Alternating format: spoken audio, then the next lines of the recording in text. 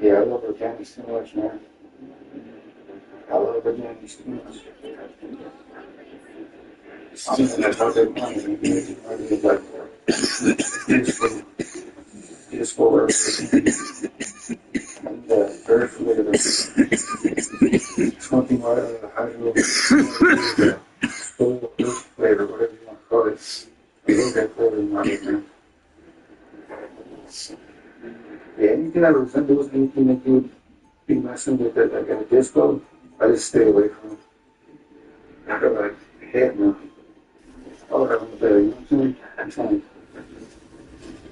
And my homies out there, y'all love the taste of that. Oh no. That's what I chase. That's what I chase too, you know what I mean? A good taste. That's what we want to do, start being on here, you know what I mean? It's not organic, homie. It's not organic. And a lot of people been trying to give, trying to spread the word of the joints and not spraying, not doing hydro. It's like, bro, you know, that's other things. You know what I'm saying? You can go ahead and get grandma that spray for, you know, don't know what it is. You know, that's really good. Same up here, baby. It's not the stuff you want. She really got a thanks for her right now, which is cool. I usually want to keep a low key, man. She's exploding. But yeah, that's really good. For my garbage genetics.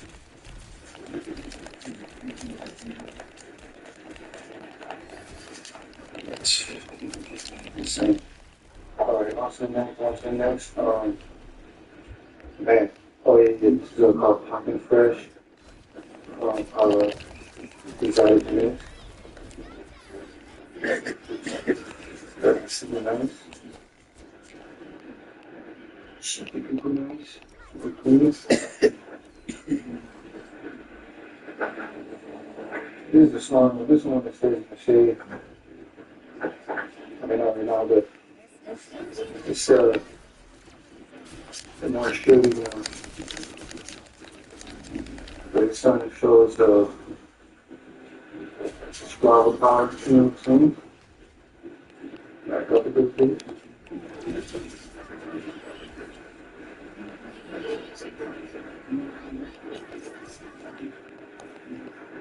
Had it tired up so fast. Few days. Yeah, the color in this one's nice.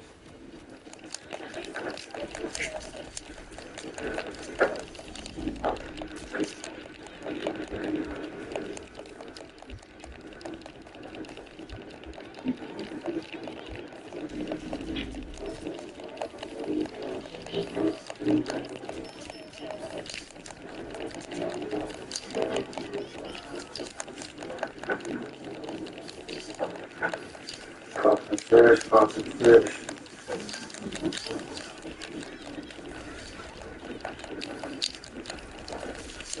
It's done how that's it. I'm gonna get fried up. Yeah, I like the herb. Poppin' fresh. These other things.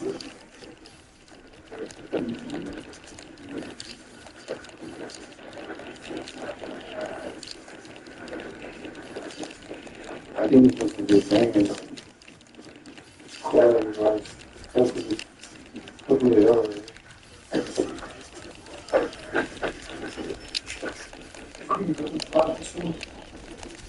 Like I said, it's gonna sound one of a bunch. But the one besides the ones that built it, right? Don't agree with the ones that built it, but the ones in the town, it's gonna sound one.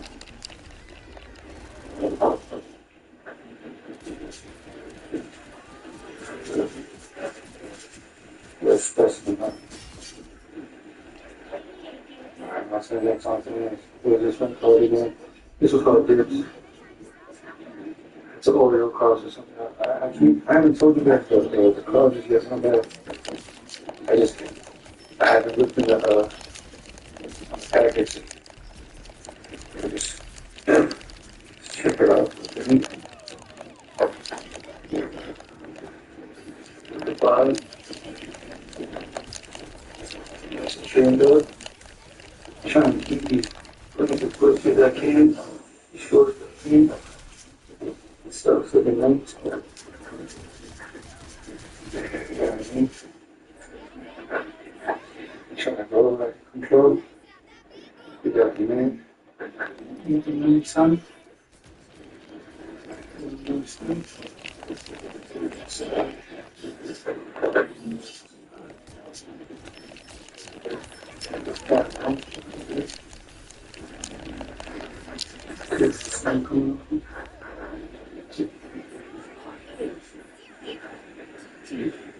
It's right next to the other thing, so I try to push it out.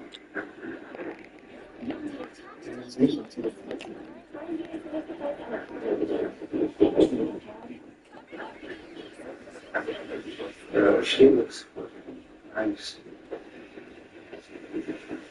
She looks nice. She looks nice.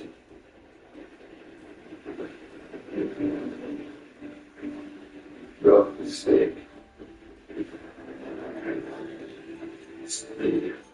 Hello and welcome to another Seek to Harvest video, where I show you everything that I do throughout the entire life of the sour stomper autoflower from Mephistogenetics. Over time, I'll be ramping up the amount of water that I give this plant while she's in her 7-gallon or 27-liter pot. I'll be applying low-stress training and selectively leaving to help guide this plant towards growing efficiently.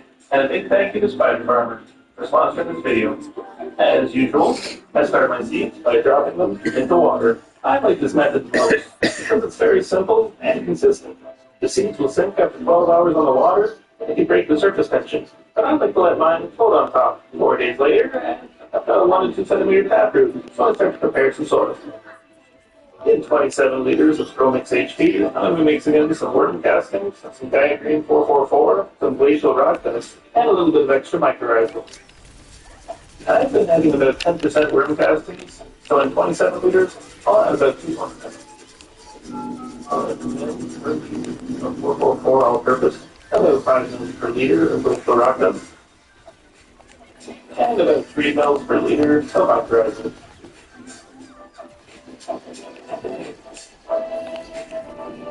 Don't forget to wear a suitable mask to protect your lungs while working around dusty soils and dry amendments. The garden is looking a little bit barren right now, but it doesn't take long for things to change around here. My seedling is This seedling was sitting on the water for 4 days, but I probably could have planted her yesterday. I don't think that's a big deal though. The larger that your taproot is, the easier it is to plant and position your seedling. The soil is very dry, so I'll be using 500 ml of dechlorinated tap water to water in the seedling.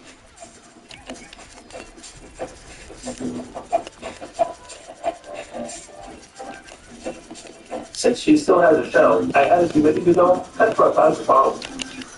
I'll also be running the autoflower under 18.6 light.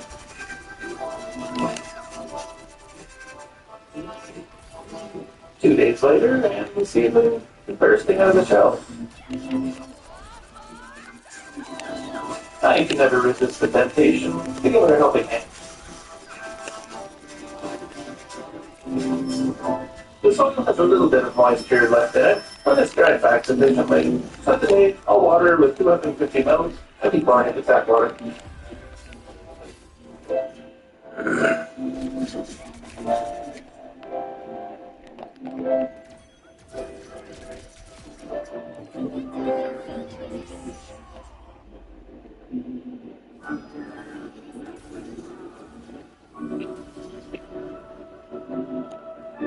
Two days later, and the soil is dry. Today, she'll be getting 500 ml of dechlorinated tap water.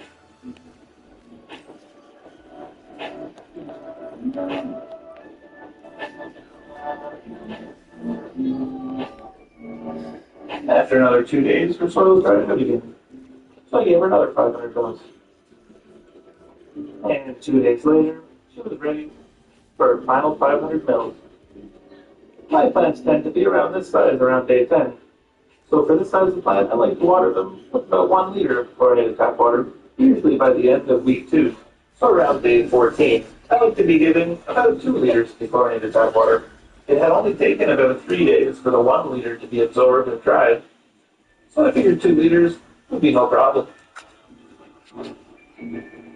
The soil had taken about 4 days to dry out this time, which I think is perfect. But I'm sure that since the roots have grown, the next 2 liters will probably take less time to dry.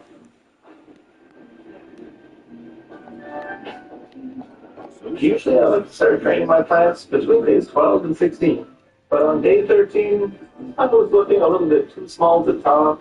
I figured I'd just let her ride it out for a few more days.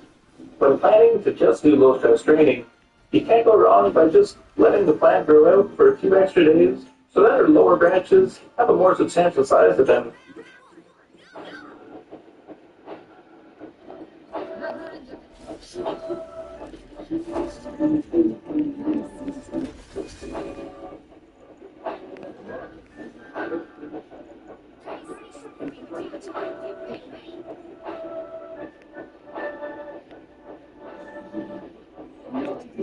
The next day after the low stress training, I'm seeing a few leaves that are really looking at me funny. This leaf is acting like an umbrella, shading the growth below. I usually like to keep as many leaves as I can, but I'll remove leaves that are reducing the efficiency of the canopy. Sometimes I'll just tuck them to the sides, but most of the time, it's just easier to remove them.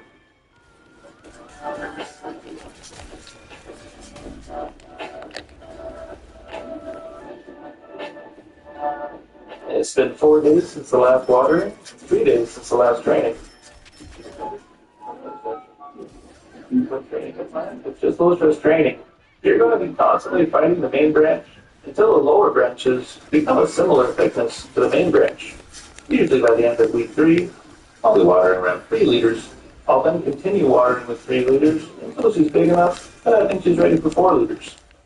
I think low stress training is most effective when it's used to balance out a plant. When some of your branches are outgrowing your canopy, you can use low stress training to bring those back down to a similar elevation as the rest of your canopy. You can also use LST to position your branches to the left and right to give your branches more spacing. I'll never use low stress training on a branch that is below the elevation of the canopy.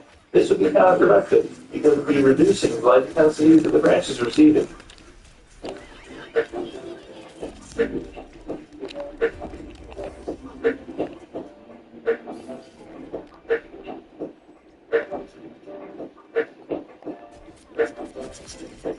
3 days later, and I'm really pleased to see that our low stress training is being effective. And it appears to me that our sour stalk is in bloom. To me, the state of this bud site should be around the end of week 1 of bloom.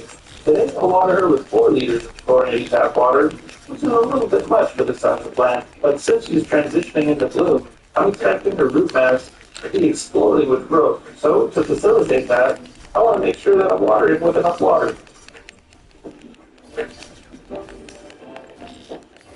If you would like to see more from my garden, make sure to check out my second channel, Basement Gardens. If you like what you see, I'd really appreciate your subscription.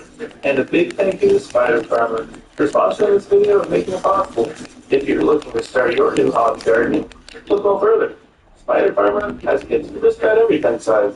I like to position my inline exhaust fan on top of my tent to save on space. Just make sure to leave at least one vent open at the bottom of your tent so that fresh air can get pulled in from the negative air pressure caused by the exhaust fan.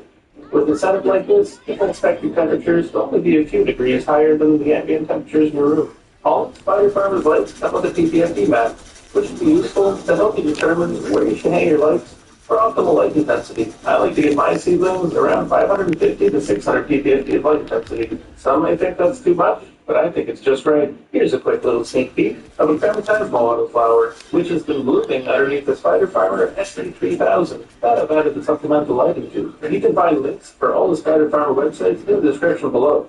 You should use code BASEMENT at checkout for an 8% discount. A big thank you to Spider Farmer for sponsoring this video.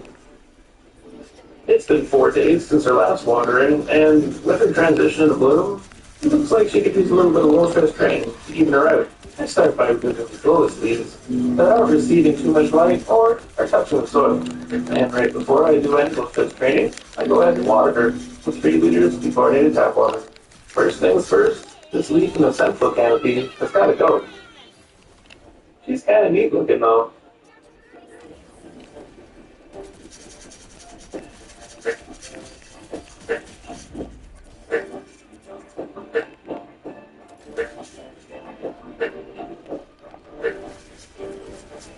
After applying the lotion's training stakes, I take a brief look over the plant and notice a few leaves that are going to be acting like umbrellas as soon as the plant recovers.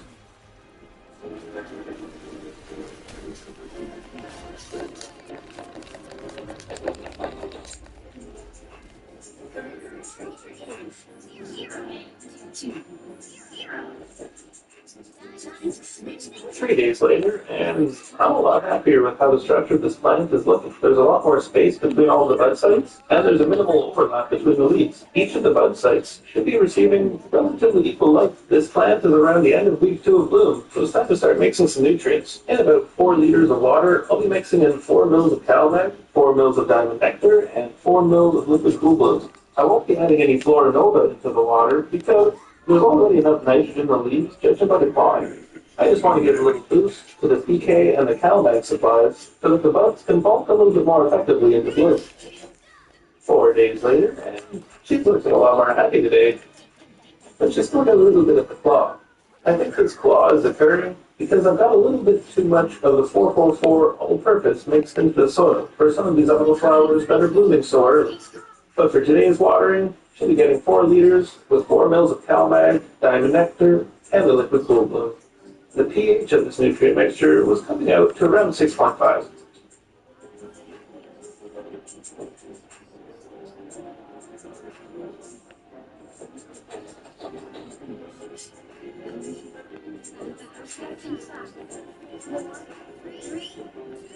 Five days later, and these bud sites are really starting to bulk up nicely.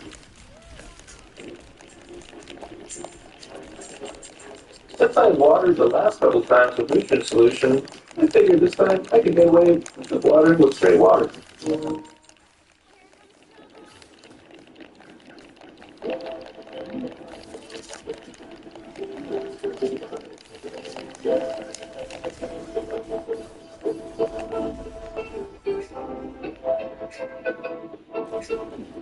5 days later, went up to 6 liters with 6 mils of CalMag, Florinova Bloom, Diamond Nectar, and Liquid Cool Bloom.